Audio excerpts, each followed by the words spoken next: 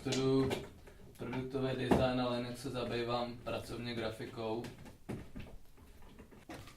Musím na to furt myslet, furt nad tím přemýšlet, no, jestli prostě, že musím být lepší a podobně, tudíž je to evidentní, že nejsem, jinak bych na to nemusel myslet.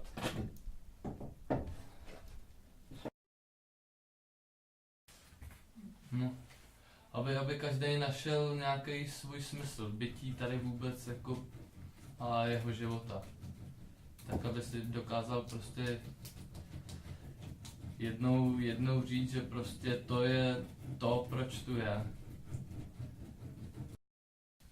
To je jako jiný prostory, jiný možnosti, jiná krajina, jiný chování lidí. No. Je to pro mě obohacující hodně, protože se potom cítím prostě jinak.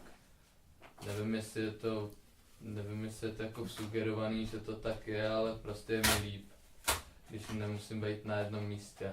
A cítím se svobodnější prostě. Takže já jsem ještě svůj smysl života nenašel.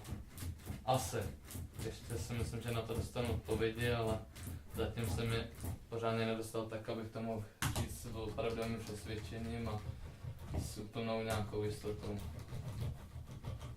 Takže si myslím, že se k takový židli určitě dostanu, ale že to ještě pár let trvat bude. Proč židle? Jelikož je to prostě věc dost užitečná a dá se furt prostě obměňovat. Je to věc, která se vyvíjí prostě po staletí a vždycky může mít prostě jinou podobu, jiný materiály a pro mě je to věc jako daleko bližší než třeba elektronika takovýhle věce navrhovat. Je mi to prostě jaký přirozenější nábytek a vedou mě židla, no.